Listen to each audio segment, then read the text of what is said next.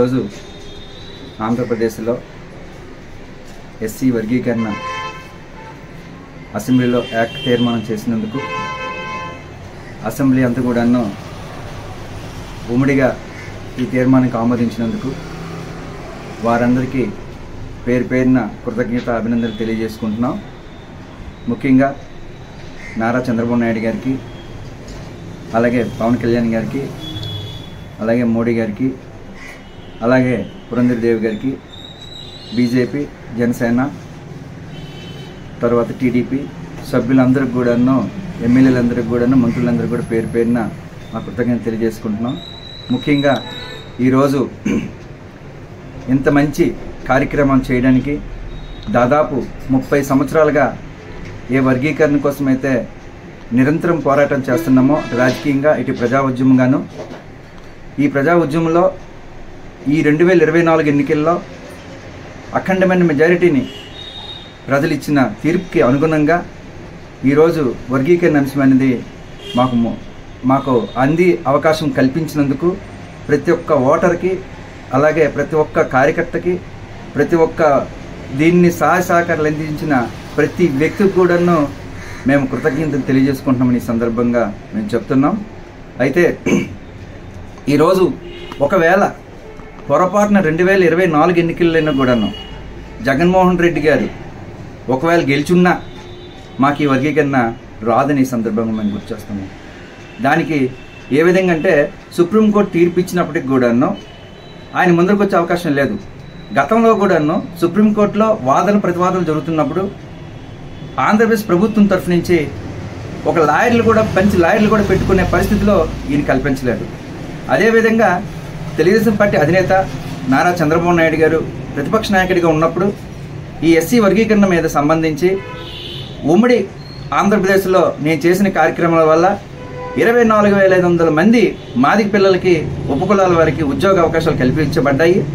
అదేవిధంగా తెలంగాణ ప్రాంతంలో అప్పట్లో ఈ వర్గీకరణ బిల్లుకి వచ్చామో వాళ్ళు ఆమోదం తెలియజేసి కేంద్రాన్ని పంపించినప్పుడు ఈయన జగన్మోహన్ రెడ్డి గారికి, చంద్రబాబు నాయుడు గారు అప్పీల్ చేసినప్పుడు కూడాను ఒక తీర్మానం పెట్టండి, అసెంబ్లీ నుంచి ఒక కాపీ పంపించండి సెంట్రల్ గవర్నమెంట్కి, అలాగే ఈ తాలూకా చర్చ, ఈ వాదన ప్రతివాదనలో మనవంతు వాయిస్ కూడా వినిపించే అవకాశం కల్పించాలని ఎన్నిసార్లు కోరుకున్నా ఆయన అస్సలు పట్టించుకోలేదని ఈ సందర్భంగా మేము గుర్తు చేస్తున్నాం. అందుకే మేము 2024 ఎన్నికల్లో ఎన్ని అవకాశాలు ఉంటే అన్ని అవకాశాలు అందిపుచ్చుకొని ఈ తాలూకా ఎన్నికల గెలుపు కోసం మేము ప్రయత్నం చేశాం కనుక ఈరోజు మేము ఈ వర్గీకరణ ఫలాలు అందుకున్నామని సందర్భం చేస్తున్నాం. ఎందుకంటే భారతదేశంలో ఏదైనా ఒక ఉద్యమం వచ్చినప్పుడు, ప్రజా సమస్యలు పోరాటం చేస్తున్నప్పుడు రాజకీయంగా ప్రజా పోరాటాలు జరగాల, రాజకీయ నిర్ణయం జరగాల, రాజ్యాంగపరమైన పరిధిలో ఆ కార్యక్రమాలు జరగాల.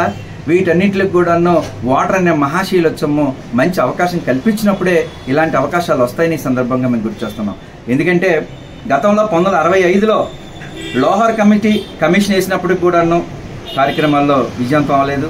అలాగే జస్టిస్ రామచంద్రయ్య కమిషన్ 1996లో వేసినప్పుడు 2000 నుంచి 2004 వరకు వర్గీకరణ అంశం జరిగినప్పుడు ఎంతోమంది పిల్లలు ఇటు ఉద్యోగ అవకాశాలు, అలాగే ఇంజనీరింగు, మెడికల్, అలాగే ప్రొఫెషనల్ కోర్సెస్ ఎంతోమంది ఈ తాలూకా లబ్ధి పొందారనే సందర్భంగా మేము గుర్తు చేస్తున్నాం.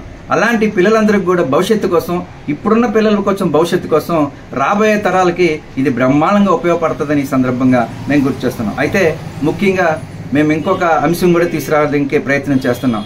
గౌరవ ముఖ్యమంత్రి గారు నారా చంద్రబాబు నాయుడు గారు ఈరోజు తీర్మానం పెట్టిన తర్వాత దాన్ని ఎస్సీ కమిషన్ పంపించిన తర్వాత వాళ్ళు ఇచ్చే రిపోర్ట్స్ని బట్టి ఆధార్ చేసి రేపు వర్గీకరణ ఆర్డినెన్స్ని తీసుకొచ్చే పరిస్థితులు కల్పిస్తున్నారే, ఆర్డినెన్స్ తీసుకొచ్చే అవకాశాలు ఉన్నాయని చెప్పి పేపర్ల ద్వారా మేము చూస్తున్నాం. అయితే అది చాలా మంచి పని. ఎందుకంటే ఈ తాలూకా టెక్నికల్ వర్క్ అయ్యేసరికి కొంచెం లేట్ అయినప్పుడు కూడాను రేపు చంద్రబాబు నాయుడు గారు ఇచ్చిన హామీ ప్రకారంగాను డిఎస్ అనేది వచ్చాం ఫుల్ఫిల్ చేయాలా, అందరి నిరుద్యోగులకి ఉద్యోగ అవకాశాలు కల్పించాలా. దీని అందరినీ బేస్ చేసుకొని ఈ ఆర్డినెన్స్ రూపంలో వచ్చిన ఏదైతే ఎస్సీ వర్గీకరణ ఉంటుందో అందరికీ ప్రతిఫలాలు ఈలోపే అందే అవకాశాలు ఉన్నాయని ఈ సందర్భంగా మేము గుర్తు చేస్తున్నాం.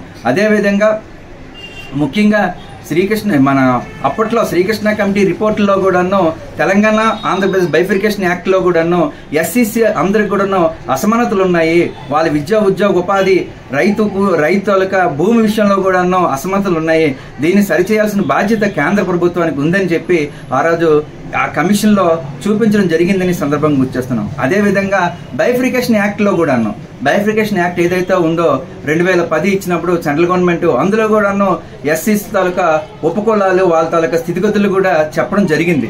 ఇవన్నిటినీ క్రోడీకరించుకొని రేపు రాబోయే రోజుల్లో కూడాను అన్ని వర్గాలకి న్యాయం జరగడానికి ఎస్సీస్లో నేను కూడా ప్రధానంగా ఒక విజ్ఞప్తి అయితే చంద్రబాబు నాయుడు గారికి మీ ద్వారా చేయడం జరుగుతుందని సందర్భం తెలియజేస్తున్నాను. ఏంటంటే ఎస్సీలో A category, B category, C category ఇచ్చిన తర్వాత ఏ కేటగిరీలో 1% ఇచ్చినప్పుడు వాళ్ళు 1,90,000 మంది ఉన్నారు.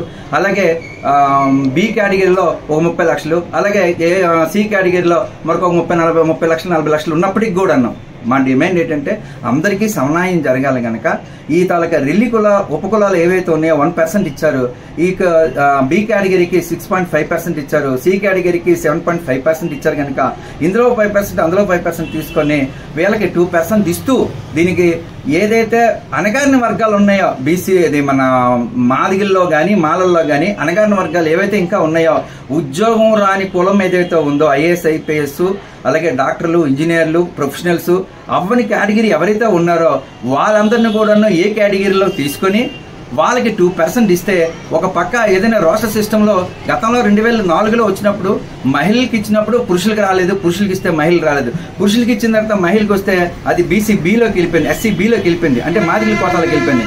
అక్కడ రెల్లి మహిళలు ఎవరైతే ఉన్నారో వాళ్ళందరూ కూడా ఇబ్బంది పడ్డారు. రాబోయే రోజుల్లో అలాంటి ఇబ్బందులు రాకుండాను ఈ 2% పెడితే ఒక మహిళకి ఒక జంటకి ఒక ఇచ్చినట్లుంటుంది. ఒకవేళ మాకు జనాభా తక్కువ అనుకున్నప్పుడు రేపు 2026లో చేస్తున్న జనసేకరణలో కానీ లేదంటే ఇప్పుడున్న జనాభా సంఖ్యలో కానీ మిగతా కులాలు కూడా కలుపుకుంటూ వాళ్ళకి అవకాశం కల్పిస్తే రేపు రాబోయే రోజుల్లో ఆ పిల్లలందరూ చదువుకోవడానికి అవకాశాలు ఉంటాయని ఈ సందర్భంగా మేము తెలియజేసుకున్నాం. అయితే ముఖ్యంగా ఈ మొత్తం పోరాటంలో కృష్ణమాత తాలూకా పోరాటం అనేది అద్వితీయంగా ఉంది.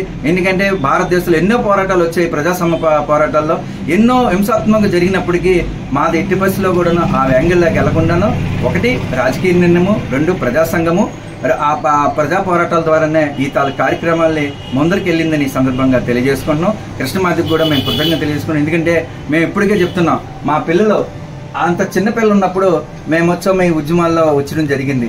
ఆ రోజు నుంచి ఈ రోజు వరకు వర్గీకరణ జరిగిన నుంచి ఈ రోజు వరకు తెలుగుదేశం పార్టీకి వదలకుండా చంద్రబాబు నాయుడు గారికి కృతజ్ఞతలతో మేము ఉన్నాం. ఎందుకంటే రేవంత్ రెడ్డి గారు నిన్న ఒక మాట అన్నాడు ఆయన మీటింగ్లో, మన మాదిగి బెడ్లు వచ్చామో మాదిగిలు ఒక రోజు బొవ్వు పెడితే చాలరా కృతజ్ఞతలు ఉంటారని చెప్పేసి ఆయన చెప్పడం జరిగింది. అంటే దాని అర్థం ఏంటి, కృతజ్ఞత భావం మాదిగలకి ఎక్కువ ఉంటుంది.